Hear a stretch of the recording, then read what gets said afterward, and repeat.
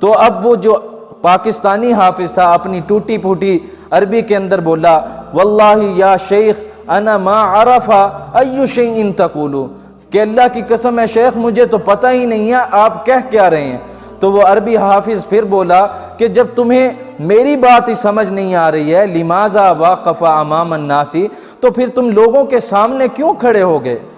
انت تقرأ بالسرعہ، تم بہت زیادہ سپیڈ سے پڑھتے ہو، بہت جلدی میں پڑھتے ہو، بہت زیادہ تیزی سے لفظوں کو ادا کرتے ہو، اور یہ جو لوگ آپ کے پیچھے کھڑے ہیں یمکن یسمعون لیکن لا یفہمون، ممکن ہے کہ یہ سن رہے ہوں لیکن یہ تمہاری کسی آیت کو سمجھ رہے نہیں ہیں۔